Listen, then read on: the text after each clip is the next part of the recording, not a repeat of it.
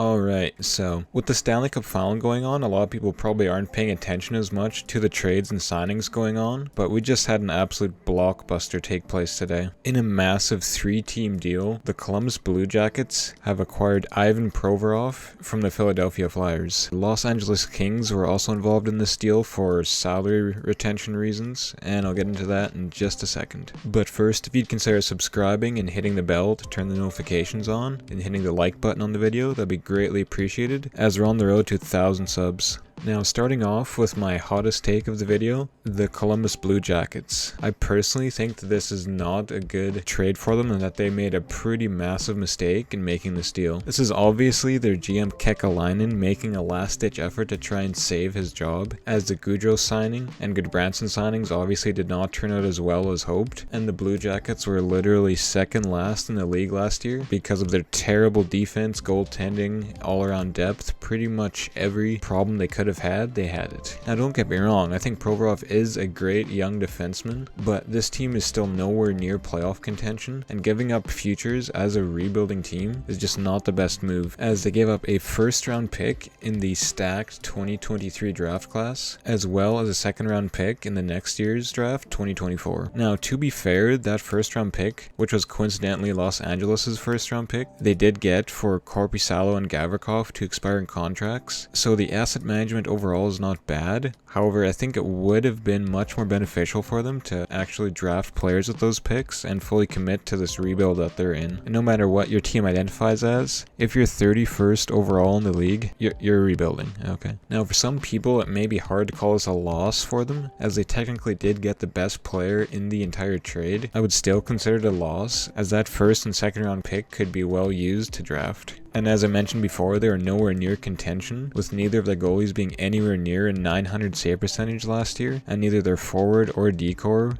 being on a playoff level. And also, they might hire Mike Babcock as their head coach. Truly some desperate moves from Kekalainen, but I'm interested to see if it will pay off. Now, moving on to the biggest winners of this trade, the Flyers, as they did technically lose the best player in the trade in Provorov, but what they got back is just an absolute haul, as Daniel Briere's first trade as the Flyers GM looks to be an absolute fleecing, as they did take on Peterson and Walker's bad contracts, but what they get in return does definitely make it worth it, as they got Helge Grans, I might have butchered that pronunciation, a former second round pick, looks to be a promising D prospect, as well as a first round pick in the 2023 draft I just mentioned, and the 2 seconds in the 24 draft, which is just great for a rebuilding team as they're building up draft capital and doing things the proper way. There are also rumors going around that they might try to move Hart sometime in the near future here, so that would definitely make sense, as Briere is finally doing what the Flyers have needed for so long, which is a full scorched earth rebuild, as if you're rebuilding it doesn't matter if Peterson's your goaltender, as being bad and getting high draft picks is the goal. Overall, a massive win for Briere and the Flyers. Now, moving on to the Kings, who I think did alright in this deal, but nowhere near as well as the Flyers did, as the main asset that they got in this trade was not a player, but cap space, as they dumped Peterson's terrible contract with 2 years left at $5 million a year, as he was an AHL goaltender for most of last year, as well as their 7th defenseman Sean Walker, who was making $2.65 million, as they replaced him with Kevin Connaughton, who's on a league min deal, which is much more appropriate for a 7th defenseman, as well as 27-year-old AHLer Hayden Hodgson. They did give up the prospect Grans and a 2024 second to get this cap relief, as well as retaining 30% of Provorov's salary, but they still gained $5.625 million